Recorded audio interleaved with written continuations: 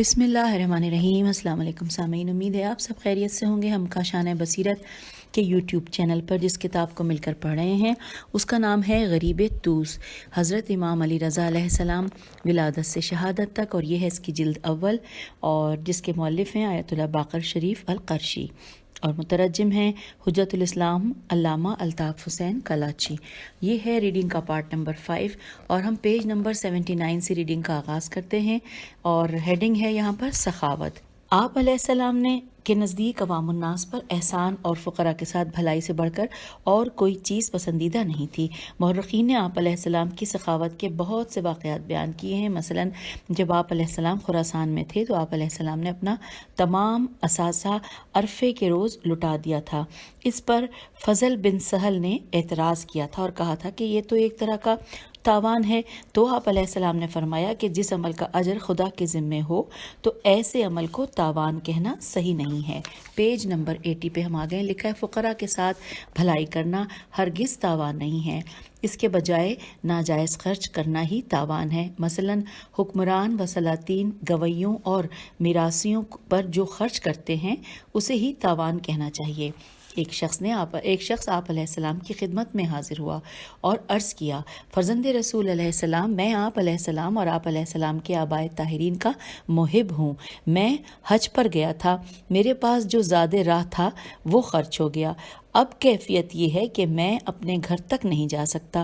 آپ علیہ السلام میری مدد کریں تاکہ میں گھر تک پہنچ سکوں، اور جب گھر پہنچوں گا تو آپ علیہ السلام کی عطا کردہ رقم آپ کی طرف سے صدقہ کر دوں گا۔ تو آپ علیہ السلام نے فرمایا، خدا تم پر رحم کرے، بیٹھ جاؤ۔ آپ علیہ السلام حاضرین سے باتیں کرنے لگے۔ آخرکار تمام حاضرین اٹھ کر چلے گئے، صرف آپ علیہ السلام، سلیمان جعفری اور ہیثمہ یہ سے میم ہے باقی رہ گئے۔ امام علیہ السلام نے اپنے ساتھیوں سے اجازت طلب کی اور اپنے بیت الشرف میں داخل ہو گئے۔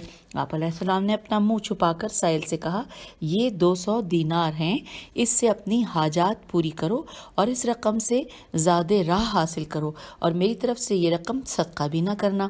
اس شخص نے وہ رقم لی اور دعائیں دیتا ہوا روانہ ہوا۔ اس کے جانے کے بعد سلیمان جعفری نے عرض کیا، مولا علیہ السلام، آپ نے سائل کی بھرپور مدد کی ہے، لیکن اس کی مدد کرتے وقت آپ نے اپنا چہرہ کیوں چھپا رکھا تھا؟ تو آپ علیہ السلام نے فرمایا، میں اس کے چہرے پر سوال کی ذلت کو دیکھنا نہیں چاہتا تھا۔ کیا تم نے رسول اکرم صلی اللہ علیہ وآلہ وسلم کا یہ فرمان نہیں سنا ہے کہ چھپ کر نیکی کرنے والے کو سفر حج کا ثواب دیا جاتا ہے، اور برائی کا ڈھنڈورا پیٹنے والا رحمت الہی سے دور ہے؟ اور پھر ساتھ ساتھ لکھا ہے کہ کجا تم نے شاعر کا یہ قول نہیں سنا ہے؟ اب یہ عربی میں شعر ہے جس کا ترجمہ ہے انورٹڈ کاما میں کہ میں جب بھی کسی حاجت کے لیے اس کے پاس جاتا ہوں تو پھر میں اپنے گھر لوٹتا ہوں تو میری آبرو بحال رہتی ہے، انورٹڈ کاما کلوز ہو گیا۔ پیج 81 لکھا ہے، امام علیہ السلام کی خدمت میں جب طعام پیش ہوتا تھا تو آپ علیہ السلام ایک خالی برتن اپنے ساتھ رکھتے تھے، طعام کا عمدہ حصہ اس میں ڈالتے تھے۔ جب وہ برتن غذا سے بھر جاتا تھا تو وہ برتن مساکین کے پاس بھیج دیتے تھے اور اس آیت کی تلاوت کرتے تھے جو کہ سورہ بلد کی آیت نمبر 11 ہے۔ انورٹڈ کاما میں ترجمہ پڑھتے ہیں کہ پھر وہ گھاٹی پر سے ہو کر کیوں نہیں گزرا، انورٹڈ کاما کلوز۔ پھر امام علیہ السلام فرماتے تھے کہ ہر شخص غلام آزاد نہیں بن سکتا، اس لیے اللہ نے جنت جانے کے لیے لوگوں کو کھانا کھلانے کا ذکر کیا ہے، اور یہ حوالہ ہے المناقب جلد نمبر 4 صفحہ نمبر 361۔ امام علیہ السلام کے جود و کرم کا ایک واقعہ یہ بھی ہے کہ ایک سائل آپ علیہ السلام کی خدمت اقدس میں حاضر ہوا اور آپ علیہ السلام سے کہا، میرے آقا، آپ علیہ السلام اپنی حیثیت اور شان کے مطابق مجھے عطا فرمائیں۔ آپ علیہ السلام نے فرمایا، ایسا ممکن نہیں ہے۔ سائل کو اپنی غلطی کا اندازہ ہوا تو اس نے عرض کیا، اچھا، آپ علیہ السلام میری حیثیت کے مطابق کچھ عطا کریں۔ آپ علیہ السلام مسکرائے اور مسکراتے ہوئے فرمایا کہ جی ہاں، یہ ممکن ہے۔ جی ہاں، اس کی وجہ یہ ہے کہ امام علیہ السلام اپنی شان اور حیثیت کے مطابق روئے زمین کے تمام خزانے بھی اسے لٹا دیتے تو پھر بھی وہ کم تھے، کیونکہ آپ علیہ السلام رحمت للعالمین کی رحمت اور سخاوت کے وارث تھے۔ نیکسٹ پیراگراف میں ہے کہ احمد بن عبید اللہ نے غفاری سے روایت کی ہے کہ آل ابی رافع کہ ایک فرد کا مجھ پر قرض تھا، اس نے شدت سے واپسی کا مطالبہ کیا، جبکہ میرے پاس قرض کی واپسی کی کوئی سبیل نہیں تھی۔ آخر کار میں حضرت امام علی رضا علیہ السلام کی خدمت میں حاضر ہوا اور اپنی صورتحال سے آگاہ کیا اور ان سے امداد کی درخواست کی۔ فرزند رسول علیہ السلام مجھے اپنے گھر لے گئے اور فرمایا میرے بستر کے سرہانے کو اٹھاؤ اور اس کے نیچے سے جو رقم ملے وہ اٹھا لو اور اس سے اپنا قرض ادا کرو۔ راوی کا بیان ہے کہ میں نے سرہانہ اٹھایا، اس کے نیچے کچھ دینار تھے، میں نے وہ دینار اٹھائے اور اپنے گھر آ گیا۔ Page number 82۔ انہیں گنا تو وہ 48 دینار تھے، میں 28 دینار کا مقروض تھا۔ ان دیناروں میں سے ایک دینار پر لکھا ہوا تھا کہ 28 دینار سے قرض ادا کرو اور 20 دینار تمہارے ہیں، اس سے اپنی ضروریات پوری کرو۔ اور یہاں پر حوالہ ہے بہار الانوار جلد نمبر 12 صفحہ نمبر 28۔ اب نیکسٹ ہیڈنگ ہے احترام مہمان۔ لکھا ہے فرزند رسول صلی اللہ علیہ وآلہ وسلم اپنے زمانے کے بہت بڑے مہمان نواز تھے۔ آپ صلی اللہ علیہ وآلہ وسلم اپنے ہاتھوں سے مہمانوں کی خدمت کرتے تھے۔ ایک مرتبہ ایک شخص آپ علیہ السلام کا مہمان تھا۔ دیے کی لو خراب ہونے لگی، مہمان اٹھا کے لو درست کرے، لیکن امام علیہ السلام نے مہمان کو روک دیا اور خود اٹھ کر لو کو درست کیا اور فرمایا انورٹڈ کاما کہ ہم اپنے مہمانوں سے خدمت نہیں لیا کرتے، انورٹڈ کاما کلوز۔ پھر یہاں پہ لکھا حوالہ ہے بہار الانوار جلد نمبر 12 صفحہ نمبر 18۔ پھر ہیڈنگ ہے غلاموں اور ماتحتوں سے سلوک۔ لکھا ہے حضرت امام علی رضا علیہ السلام کو غلام آزاد کرنے سے بڑی محبت تھی۔ راوی کا بیان ہے آپ علیہ السلام نے 1000 غلام آزاد کیے تھے۔ امام علیہ السلام اپنے غلاموں پر نہایت ہی شفیق اور مہربان تھے۔ چنانچہ عبداللہ بن سامت سواد الف میم تے نے بلخ کے ایک باشندے سے روایت کی ہے، اس نے کہا کہ میں سفر خراسان میں امام علیہ السلام کے ہمراہ تھا۔ ایک دن جب دسترخوان چنا گیا تو آپ علیہ السلام نے اپنے تمام غلاموں کو دسترخوان پر اپنے ساتھ بٹھایا، ان میں سیاہ فام غلام بھی تھے۔ آپ علیہ السلام نے ان سب کے ساتھ کھانا کھایا۔ میں نے عرض کیا اے میرے آقا، اگر انہیں علیحدہ دسترخوان پر بٹھا دیتے تو بہتر تھا۔ امام علیہ السلام کو میری یہ بات پسند نہ آئی اور فرمایا انورٹڈ کاما کہ ہم سب کا خدا ایک ہے، باپ ایک ہے اور ماں بھی ایک ہے، اور جزا کا تعلق اعمال سے ہے، انورٹڈ کاما کلوز ہو گیا۔ اور یہ ہے حوالہ کتاب بہار الانوار جلد نمبر 12 صفحہ نمبر 18۔ اور اب ہم اس کتاب کے صفحہ نمبر 83 پر آ گئے ہیں۔ لکھا ہے ائمہ اہل بیت علیہ السلام نے اپنی ساری زندگی رنگ و نسل کے بتوں کو توڑا اور انہوں نے لوگوں کو یہ درس دیا تھا کہ کسی خاص رنگ اور کسی خاص قبیلے سے تعلق رکھنا معیار فضیلت نہیں ہے، معیار فضیلت صرف تقوی اور عمل صالح ہے۔ اب یہاں پر ہیڈنگ ہے علم امام علیہ السلام۔ آپ علیہ السلام جامع جمی صفات جمیلہ اور اوصاف حمیدہ کے مالک تھے، مگر آپ علیہ السلام کی صفت علم تمام صفات پر غالب تھی۔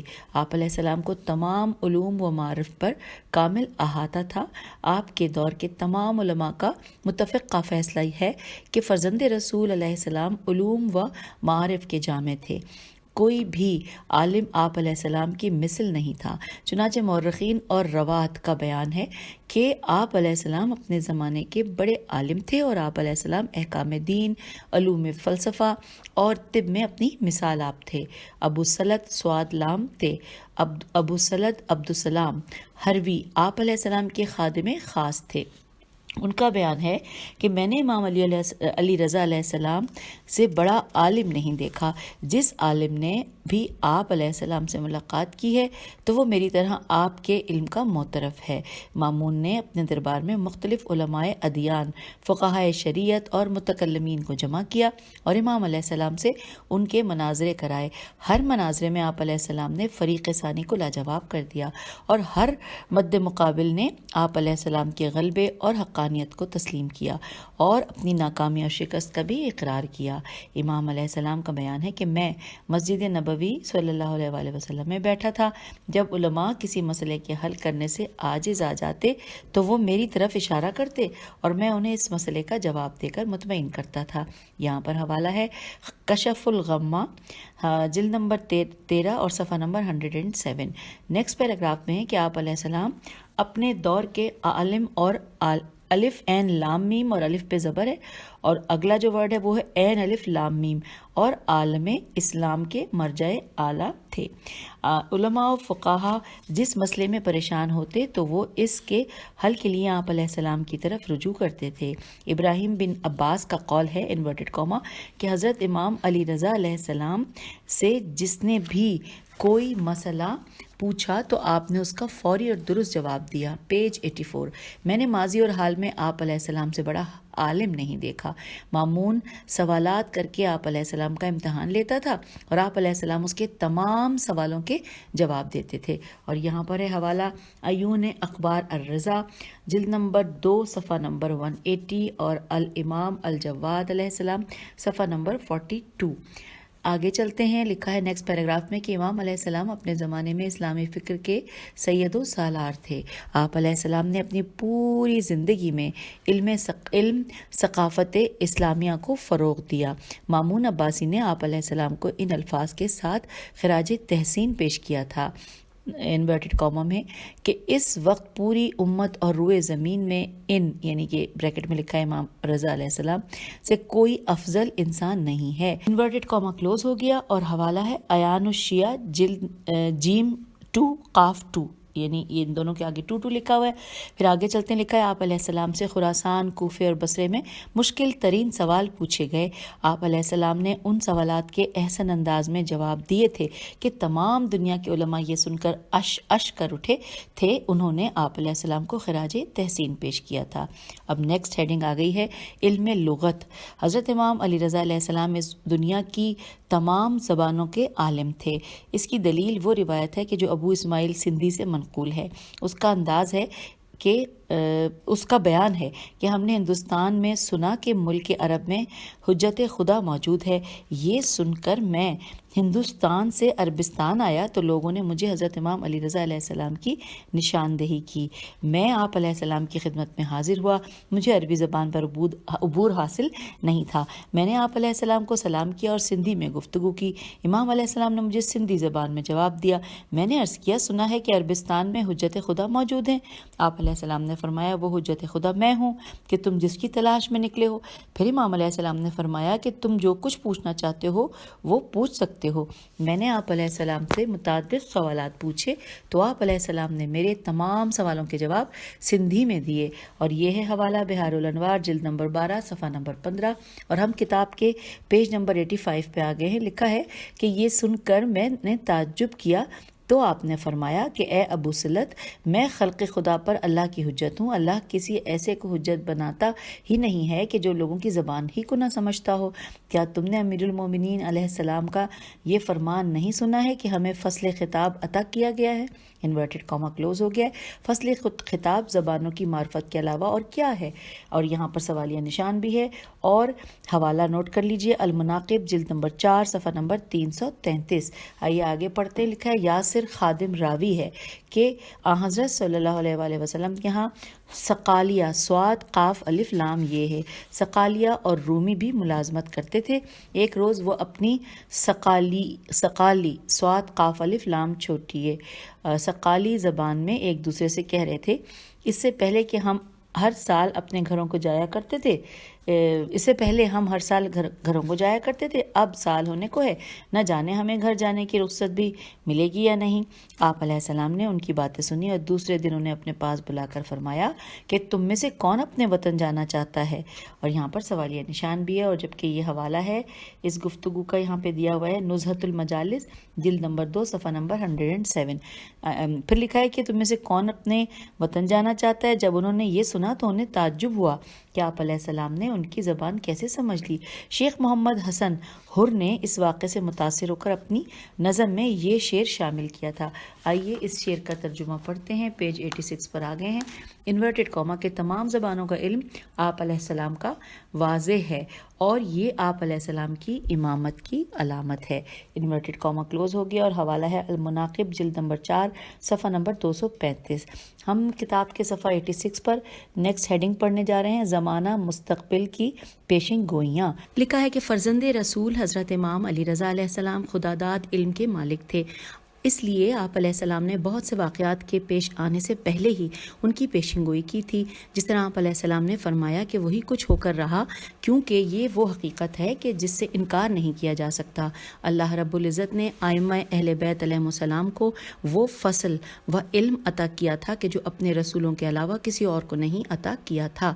اس موضوع کے چند واقعات حسب ذیل ہیں۔ سب سے پہلا واقعہ لکھا ہے کہ حسن بن بشار سے روایت ہے کہ حضرت امام علی رضا علیہ السلام نے فرمایا کہ عبداللہ بریکٹ میں لکھا ہے مامون اپنے بھائی محمد بریکٹ میں لکھا ہے امین کو قتل کرے گا۔ میں نے عرض کیا کہ کیا عبداللہ بن ہارون محمد بن ہارون کو قتل کرے گا؟ آپ نے فرمایا جی ہاں، خراسان میں رہنے والا عبداللہ بن ہارون بغداد میں رہنے والے محمد بن زبیدہ کو قتل کر دے گا۔ اور پھر آپ نے یہ شعر پڑھا، ترجمہ انورٹڈ کاما، تیرے سامنے یکے بعد دیگرے دشمنیاں نمایاں ہوں گی اور مدفون بیماریاں ظاہر ہوں گی، انورٹڈ کاما کلوز ہو گیا۔ اور حوالہ ہے نزہۃ المجالس جلد نمبر 2 صفحہ نمبر 107۔ پھر لکھا ہے کہ ایک وہ پیشن گوئی ہے کہ جو حرف بحرف پوری ہوئی اور مامون نے اپنے بھائی امین کو قتل کر دیا۔ اس داستان کو ہم اگلے صفحات میں بیان کریں گے۔ اب نمبر 2 ہے، دوسرے نمبر پہ جو داستان ہے، قصہ ہے، وہ یوں ہے کہ محمد بن امام جعفر صادق علیہ السلام نے مکہ معظمہ میں مامون کے خلاف خروج کیا اور لوگوں کو اپنی حکومت کی دعوت دی۔ حضرت امام علی رضا علیہ السلام ان کے پاس تشریف لے گئے اور ان سے فرمایا، چچا جان، آپ علیہ السلام اپنے والد اور اپنے بھائی کی تکذیب نہ کریں، آپ علیہ السلام سلطنت حاصل نہیں کر سکیں گے۔ پیج 87۔ ابھی چند ہی دن گزرے تھے کہ مامون کا لشکر جلودی کی قیادت میں مکہ آیا اور اس نے محمد اور ان کے ساتھیوں کو شکست دی۔ محمد نے امان طلب کی، جلودی نے انہیں امان دے دی۔ اس کے بعد محمد نے اعلان کیا کہ وہ حکومت و اقتدار کے دعوے سے دستبردار ہوتا ہے، خلافت و حکومت مامون کا حق ہے اور اس میں میرا کوئی حصہ نہیں ہے۔ یہاں پر حوالہ ہے بہار الانوار جلد نمبر 12 صفحہ نمبر 13۔ نمبر 3 تیسرے پوائنٹ پہ جو واقعہ ہے وہ ہے حسین بن حضرت امام موسیٰ کاظم علیہ السلام راوی ہیں کہ ہم بہت سے جوانان بنی ہاشم بیٹھے ہوئے تھے، حضرت امام علی رضا علیہ السلام بھی ہمارے پاس تشریف فرما تھے۔ اتنے میں جعفر بن عمر علوی کا ہمارے پاس سے گزر ہوا۔ اس کا لباس میلا اور پھٹا پرانا تھا۔ اس کی اس غریبانہ حالت پر ہم ہنسنے لگے۔ محفل میں موجود حضرت امام علی رضا علیہ السلام نے ہمیں کہا کہ یہ شخص عنقریب دولت مند ہو جائے گا اور اس کے پیچھے نوکروں کا جھمگھٹا ہوگا۔ امام علیہ السلام کی اس پیشن گوئی کو ابھی 1 مہینہ نہیں گزرا تھا کہ مرکزی حکومت نے اسے مدینے کا گورنر مقرر کیا اور اس سے اس کے حالات ٹھیک بھی ہو گئے اور اس کے آگے پیچھے نوکروں کی فوج ظفر موج ہوتی تھی۔ اور یہاں پر حوالہ ہے الفصول المہمہ صفحہ نمبر 229 اور بہار الانوار جلد نمبر 12 صفحہ نمبر 13۔ اب چوتھے نمبر پہ جو جس واقعے کا ذکر ہے وہ ہے محلول، لکھا ہے محول، میم ہے واو لام، محول سجستانی کا بیان ہے کہ مامون کے فوجی اس کا خط لے کر مدینے میں حضرت امام علی رضا علیہ السلام کے پاس آئے اور کہا کہ خلیفہ نے آپ علیہ السلام کو ولی عہد مقرر کیا ہے اور وہ آپ علیہ السلام کو خراسان بلا رہے ہیں۔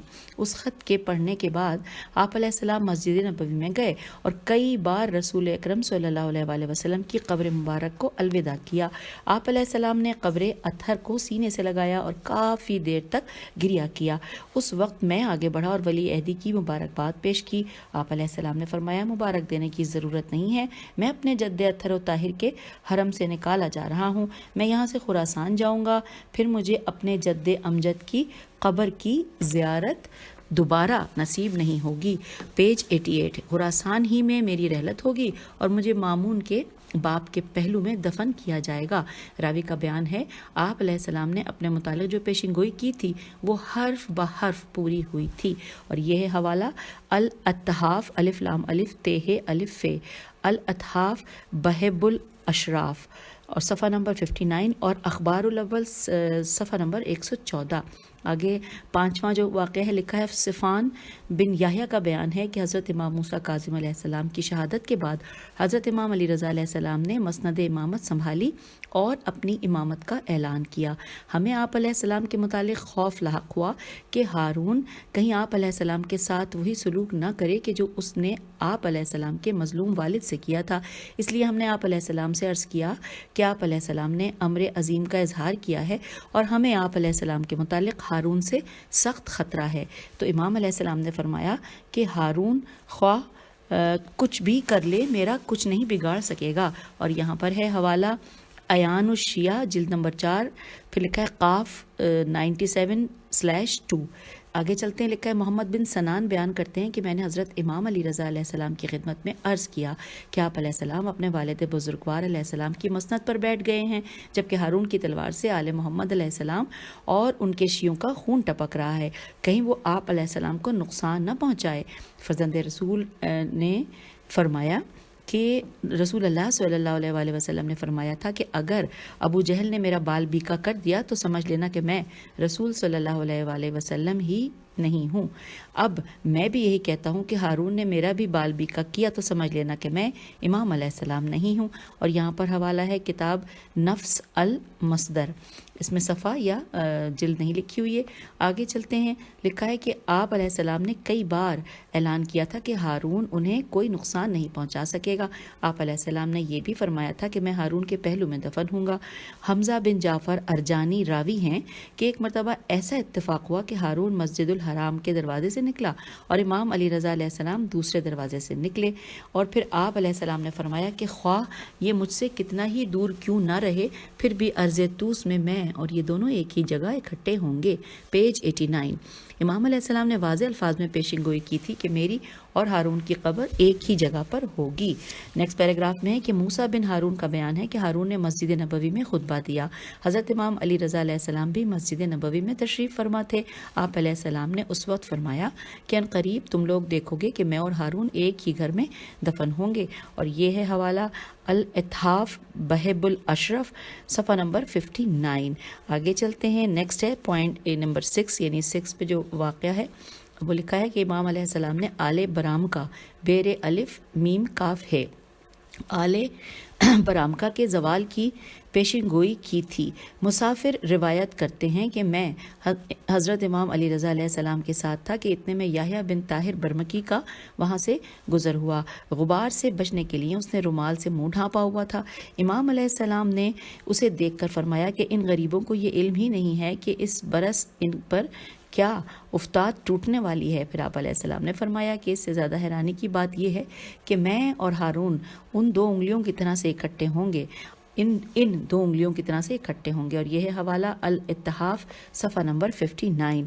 پھر لکھا ہے کہ راوی کا بیان ہے کہ اسی سال آل برامکا پر زوال آیا، لیکن آپ علیہ السلام کے دوسرے فرمان کا علم مجھے اس وقت ہوا کہ جب آپ علیہ السلام خراسان میں ہارون علیہ السلام کے ساتھ ایک ہی گھر میں دفن ہوئے، اور یہ ہے حوالہ الاتحاف صفحہ نمبر 59۔ پھر 7ویں نمبر پہ جو واقعہ لکھا ہے وہ ہے محمد بن عیسیٰ نے ابو حبیب النباجی سے روایت کی ہے کہ میں نے رسول اللہ صلی اللہ علیہ وآلہ وسلم کو خواب میں دیکھا کہ آپ صلی اللہ علیہ وآلہ وسلم اس وقت اہل بصرہ کے حاجیوں کی منزل نباج نون بے الف جیم سے گزر کر مسجد میں تشریف لائے۔ اسی خواب کی حالت میں نے آپ صلی اللہ علیہ وآلہ وسلم کو سلام کیا۔ اس وقت آپ صلی اللہ علیہ وآلہ وسلم کے سامنے سیہانی کھجوروں کا ٹوکرا پڑا ہوا تھا۔ سواد یہ ہے، الف نون چھوٹی ہے، سیہانی کھجوروں کا ٹوکرا پڑا ہوا تھا۔ رسول اللہ صلی اللہ علیہ وآلہ وسلم نے مجھے کھجوروں کی ایک مٹھی بھر کر دی۔ میں نے کھجوروں کو گنا تو وہ 18 دانے تھے۔ میں نے دل میں سوچا کہ اس خواب کی تعبیر یہ ہے کہ میں نے باقی 18 سال زندہ رہنا ہے۔ ہم آ گئے پیج 90 پر۔ لکھا ہے کہ اس خواب کو ابھی 20 دن ہی نہیں گزرے تھے کہ مجھے کسی نے بتایا کہ حضرت امام علی رضا علیہ السلام مدینے سے روانہ ہو کر بصرے کے قریب مسجد نباج میں تشریف لا چکے ہیں اور لوگ ان کی زیارت کو دھڑا دھڑ جا رہے ہیں۔ یہ خبر سن کر میں بھی وہاں گیا، کیونکہ میں وہاں اپنی زرعی زمین پر تھا۔ میں نے دیکھا امام علیہ السلام عین اسی جگہ پر بیٹھے ہوئے ہیں کہ جہاں رسول اللہ صلی اللہ علیہ وآلہ وسلم کو میں نے بیٹھا ہوا دیکھا تھا، اور عجیب بات یہ تھی کہ آپ کے سامنے سیہانی کھجوروں کا ایک ٹوکرا رکھا ہوا تھا۔ میں نے حضرت علیہ السلام پر سلام کیا اور آپ علیہ السلام نے سلام کا جواب دیا۔ پھر آپ علیہ السلام نے مجھے اپنے قریب بلایا۔ میں آپ علیہ السلام کے قریب گیا۔ آپ نے ٹوکرے سے کھجوروں کی مٹھی بھری اور مجھے عطا کی۔ میں نے کھجوروں کو گنا تو وہ پوری 18 دانے تھے۔ میں نے عرض کیا، فرزند رسول علیہ السلام کچھ اور کھجوریں بھی عنایت فرمائیں؟ تو آپ علیہ السلام نے مسکرا کر فرمایا اگر میرے جد امجد رسول صلی اللہ علیہ وآلہ وسلم نے تجھے اور کھجوریں دی ہوتی تو میں بھی تجھے اور کھجوریں دے دیتا. اور یہاں پر جو حوالہ جات ہیں کتابوں کے وہ لکھ لیجئے، نوٹ کر لیجئے کہ کشف الغمہ جلد نمبر 3 صفحہ نمبر 103، جامع کرامات اولیاء جلد نمبر 2 صفحہ نمبر 156 اور نور الابصار. یہاں پہ یہ کتابیں ہیں جن کے حوالہ جات ہیں. آگے چلتے ہیں. 8واں پوائنٹ ہے، یعنی کہ 8واں جو واقعہ ہے وہ یہ ہے کہ جعفر بن صالح بیان کرتے ہیں کہ میں حضرت امام علی رضا علیہ السلام کی خدمت میں حاضر ہوا اور عرض کیا مولا میری زوجہ حاملہ ہے، دعا فرمائیں کہ خداوند عالم مجھے بیٹا عطا فرمائے. آپ نے فرمایا کہ جڑواں بچے پیدا ہوں گے. یہ سن کر میں نے دل میں کہا کہ ایک بیٹے کا نام محمد، دوسرے کا نام علی رکھوں گا. آپ علیہ السلام نے میری طرف دیکھا اور فرمایا بیٹے کا نام علی رکھنا اور لڑکی کا نام عمرو رکھنا. پھر جب میں کوفہ آیا تو میری زوجہ کا وضع حمل ہوا. خدا نے اس سے ایک بیٹا اور ایک بیٹی عطا کی. میں نے حکم امام علیہ السلام کے تحت بیٹے کا نام علی اور بیٹی کا نام عمرو رکھا. اور یہ حوالہ ہے جوہرۃ الکلام صفحہ نمبر 146. پھر لکھا ہے نیکسٹ پیراگراف میں کہ الغرض آپ علیہ السلام نے بہت سی پیشن گوئیاں فرمائی تھیں جو کہ حرف بحرف پوری ہوئی تھیں. اور اب ہم آ گئے پیج 91 پر اور یہاں پر نئی ہیڈنگ ہے عبادت و تقوی. حضرت امام علی رضا علیہ السلام کی پوری زندگی انقطاع الی اللہ کی مجسم تصویر دکھائی دیتی ہے. آپ علیہ السلام کی پوری زندگی تبتل الیہ تبتیلاً کا نمونہ تھی. آپ علیہ السلام کے ایک ساتھی کا بیان ہے کہ میں جب بھی امام علیہ السلام کی عبادت اور شب بیداری کو دیکھتا تھا تو مجھے بے ساختہ قرآن کریم کی یہ آیت یاد آ جاتی تھی. سورہ زاریات کی آیت نمبر 17 ترجمہ انورٹڈ کاما وہ رات کے وقت تھوڑی دیر کے لیے ہی آرام کرتے ہیں انورٹڈ کاما کلوز. پھر لکھا ہے شبراوی کا بیان ہے کہ حضرت امام علی رضا علیہ السلام ہمیشہ باوضو رہتے تھے اور آپ علیہ السلام اکثر اوقات نماز میں مصروف رہتے تھے. آپ علیہ السلام پوری رات وقفے سے وضو کر کے نماز پڑھتے تھے اور اس دوران تھوڑی دیر کے لیے آرام کرتے تھے اور یہ سلسلہ صبح تک جاری رہتا تھا. اور یہ ہے کتاب کا حوالہ الاتحاف بحب الاشراف صفحہ نمبر 59. نیکسٹ پیراگراف میں ہے فرزند رسول حضرت امام علی رضا علیہ السلام اپنے زمانے کے سب سے بڑے پرہیزگار اور اطاعت گزار تھے. مامون نے رجا بن ابی زحاق کو بھیجا تھا کہ وہ آپ علیہ السلام کو مدینے سے خراسان لائے. چنانچہ وہ آپ علیہ السلام کو مدینہ منورہ سے خراسان لے گیا تھا. اس نے قریب سے امام علیہ السلام کی عبادت کا مشاہدہ کیا تھا اور اس نے اپنے اس مشاہدے کو ان الفاظ میں بیان کیا تھا. آئیے مل کر پڑھتے ہیں. انورٹڈ کاما میں لکھا ہے کہ خدا کی قسم میں نے حضرت امام علی رضا علیہ السلام سے بڑھ کر ذکر الہی کرنے والا کسی کو نہیں دیکھا اور آپ علیہ السلام سے زیادہ خوف خدا رکھنے والا شخص میری آنکھوں نے نہیں دیکھا. جب صبح ہوئی تو آپ علیہ السلام نماز فجر پڑھتے تھے اور نماز کے بعد مصلی پر بیٹھ کر تسبیح خداوندی کرتے رہتے تھے. رسول اکرم صلی اللہ علیہ وآلہ وسلم اور آپ صلی اللہ علیہ وآلہ وسلم کی آل پر درود پڑھتے تھے یہاں تک کہ سورج طلوع ہو جاتا تھا. طلوع آفتاب کے بعد ایک طویل سجدہ کرتے یہاں تک کہ سورج بلند ہو جاتا تھا. بعد اذان لوگوں سے گفتگو کرتے تھے اور انہیں واعظ و نصیحت کرتے تھے اور یہ واعظ و نصیحت کا سلسلہ زوال آفتاب تک جاری رہتا تھا. پیج 92 جاری رہتا تھا. جیسے ہی زوال آفتاب ہوتا تو آپ علیہ السلام تجدید وضو کرتے تھے اور مصلی عبادت پر آ جاتے تھے. پھر پہلے 6 رکعت نماز ادا کرتے تھے. پہلی رکعت میں سورہ فاتحہ کے بعد سورہ کافرون کی تلاوت کرتے تھے اور دوسری رکعت میں سورہ فاتحہ کے بعد سورہ اخلاص پڑھتے تھے. باقی 4 رکعات میں سورہ فاتحہ کے بعد سورہ اخلاص پڑھتے تھے. آپ علیہ السلام ہر دوسری رکعت میں قنوت پڑھتے تھے. اس کے بعد آپ علیہ السلام اذان کہتے اور 2 رکعت نماز پڑھتے تھے. پھر اقامت کہہ کر نماز ظہر عطا کرتے تھے. بعد از اسلام تسبیح و تکبیر اور تحلیل کرتے تھے. بعد السلام تسبیح و تکبیر اور تحلیل کرتے تھے. پھر سجدہ شکر بجا لاتے تھے اور سجدے میں 100 مرتبہ شکرن للہ کہتے تھے. سجدہ شکر سے سر اٹھانے کے بعد کھڑے ہوتے اور 6 رکعت نماز ادا کرتے تھے اور ہر رکعت میں سورہ فاتحہ کے بعد سورہ اخلاص پڑھتے تھے اور ہر 2 رکعت پر سلام پڑھتے تھے اور دوسری رکعت میں رکوع سے پہلے قنوت پڑھتے تھے۔ سلام پڑھنے کے بعد نماز عصر کے لیے اذان کہتے تھے اور 2 رکعت نماز پڑھتے تھے اور ہر دوسری رکعت میں رکوع سے پہلے قنوت پڑھتے تھے۔ نوافل سے فراغت کے بعد نماز عصر ادا کرتے تھے، اس سے فراغت کے بعد خدا کی تسبیح و تہلیل بجا لاتے تھے، پھر سجدہ کرتے اور اس میں 100 مرتبہ الحمدللہ پڑھتے تھے، اور جب سورج ڈوب جاتا تھا تو وضو کر کے اذان و اقامت کہتے اور 3 رکعت نماز مغرب پڑھتے تھے اور ہر دوسری رکعت کے رکوع سے پہلے قنوت پڑھتے تھے۔ جب نماز مغرب سے فارغ ہو جاتے تو سجدہ شکر ادا کرتے اور پھر سر اٹھاتے اور کسی سے کلام کیے بغیر 2 کر کے 4 رکعت نماز پڑھتے تھے اور معمول کے مطابق ہر دوسری رکعت کے رکوع سے پہلے قنوت پڑھتے تھے۔ ہم آ گئے ہیں پیج 93 پر۔ قنوت پڑھتے تھے اور پہلی رکعت میں سورہ فاتحہ کے بعد سورہ کافرون پڑھتے تھے اور دوسری رکعت میں سورہ فاتحہ کے بعد سورہ اخلاص پڑھتے تھے۔ نماز تمام کرنے کے بعد آپ علیہ السلام مصلی پر بیٹھ جاتے تھے یہاں تک کہ رات ہو جاتی تھی اور پھر افطار کرتے تھے۔ اس کے بعد انتظار کرتے تھے کہ رات کا 1/3 حصہ گزر جاتا تھا اور پھر نماز عشاء کی 4 رکعت ادا کرتے تھے اور اس میں بھی معمول کے مطابق قنوت ادا کرتے تھے۔ نماز کے بعد تسبیح پڑھتے تھے، بعد ازاں بستر پر تشریف لے جاتے تھے اور رات کا 1/3 حصہ باقی ہوتا تھا کہ بستر چھوڑ دیتے تھے اور تسبیح و استغفار میں مصروف ہو جاتے تھے۔ بعد ازاں مسواک کرتے اور وضو کر کے نماز شب ادا کرتے تھے۔ 8 رکعت نماز تہجد ادا کرتے تھے اور ہر دوسری رکعت پر سلام پھیرتے تھے۔ آپ علیہ السلام نماز شب کی پہلی رکعت میں سورہ فاتحہ کے بعد سورہ ملک کی تلاوت کرتے تھے اور دوسری رکعت میں سورہ فاتحہ کے بعد سورہ دہر کی تلاوت کرتے تھے۔ اس کے بعد آپ علیہ السلام 2 رکعت نماز شفا شین فے عین پڑھتے اور نماز شفا کی ہر رکعت میں 1 مرتبہ سورہ فاتحہ اور 3 بار سورہ اخلاص پڑھتے تھے۔ پھر لکھا ہے کہ اور دوسری رکعت میں قنوت پڑھتے تھے۔ نماز شفا شین فے عین سے فراغت کے بعد آپ علیہ السلام 1 رکعت وتر پڑھتے تھے۔ اس رکعت میں سورہ فاتحہ کے بعد 3 مرتبہ سورہ اخلاص پڑھتے اور 1 مرتبہ سورہ فلق، پھر 1 مرتبہ سورہ ناس پڑھتے اور رکوع سے پہلے دعائے قنوت پڑھتے تھے اور ہر قنوت میں حسب ذیل دعا پڑھتے تھے۔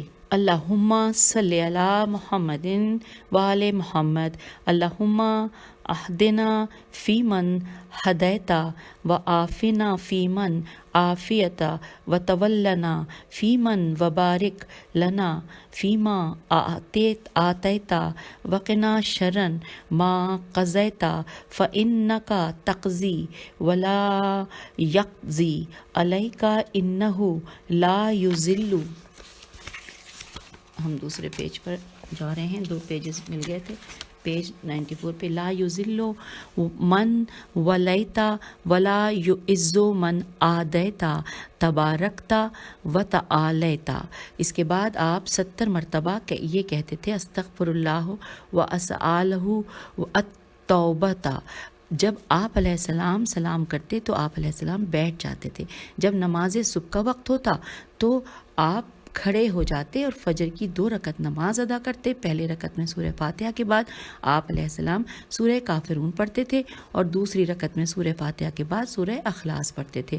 طلوع فجر کے فوراً بعد اذان اور اقامت کہنے کے بعد نماز فجر کی 2 رکعت نماز ادا کرتے تھے اور بعد السلام نماز تعقیبات پڑھتے تھے یہاں تک کہ سورج طلوع ہو جاتا اور پھر آپ علیہ السلام سجدہ شکر کرتے کہ سورج چڑھ آتا۔ اور اب یہ ہے حوالہ بہار الانوار جلد نمبر 13 صفحہ نمبر 26 اور 27۔ سامعین، اس کے بعد جو ہیڈنگ ہے اس کے بارے میں تھوڑا سا مجھے پڑھنے میں دقت ہوگی۔ ہیڈنگ ہے امام علیہ السلام کی دعائے قنوت، اور یہاں پہ لکھا ہے کہ حضرت امام علی رضا علیہ السلام اپنی قنوت میں یہ دعا پڑھتے تھے۔ اچھا، اب یہ جو دعا لکھی ہے یہ ظاہر عربی ہی میں ہے، اور لیکن سب سے بڑا مسئلہ یہاں پر یہ ہے کہ تقریباً 2 پیراگراف کی یہ دعا ہے اور اس میں سے کہیں بھی سوائے 1-2 زبر کے کہیں بھی کوئی اعراب نہیں لگے ہوئے، زیر زبر پیش یعنی فتح دمہ کسرہ کچھ بھی نہیں ہے، اور اس کو پڑھتے ہوئے مجھے نہیں معلوم کہ میں اسے، کیونکہ اس کا ترجمہ نہیں دیا ہوا، اب اگر میں پڑھ لوں اور اس میں غلطی کروں تو یا تو میں کئی بار معافی مانگوں اللہ سے، اور آپ لوگوں سے بھی کہوں کہ درگزر کیجیے گا، میں کوشش کرتی ہوں، پڑھ لیتی ہوں۔ دیکھیے لکھا ہے کہ الفضا الفضا الفضا الیکا یا ذل محاضرتا والرغبتا الرغبتا الیکا یا من بہل مآخرتا وانت اللہم مشاہدہ ہوا جس النفوس و مراصد حرکات القلوب و مطالع مسرات السرائر من غیر تکلف ولا تعسف وقد تر اللہم ما لیسا ان کا بمنظور ولکن حلم کا من اہلہ علیہ جرأت و تمردن و انون و انادن وما یعنی اولئک من تعفی آثار الحق و دروس معالمہ و تزاید الفواحش واستمرار اہلها علینا و ظہور الباطل و عموم التغاشم والترازی بذالک المعاملات والمتفرقات قد جرت بہ العادات وسار کا المفروضات والمسنونات اللہم فبادر الذی من اعنتا بہ فاز ومن اویدتی لم یخف لمز عاجز وخز الظالم اخذا عنیفا ولا تکن لہ راحما ولا بہ رؤوفا۔ پیج 95 پہ لکھا ہے اللہم بادرہم اللہم آجلہم اللہم لا تمہلہم اللہم غادرہم بکرۃ و حجرۃ و سحرۃ و بیاتن وہم نائمون و ضحی وہم یلعبون و مکرم وہم یمکرون و فجات وہم آمنون اللہم بددہم و بدد آوانہم و اقلل آزادہم و احزم جنودم و اقلل حدہم و اجدس سنامہم و اضعف عزاسمہم اللہم آمنہنا کنافہم و ملکنا کنافہم و بدالہم بل نعم و بدلنا من محاذرتہم و بغیہم بالسلام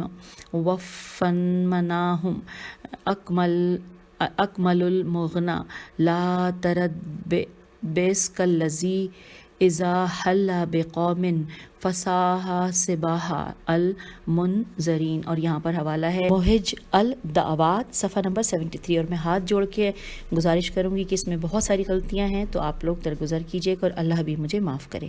آگے لکھا ہے کہ فرزند رسول صلی اللہ علیہ وآلہ وسلم ان الفاظ کے ذریعے اہل ظلم و معاصیت پر بد دعا کرتے تھے۔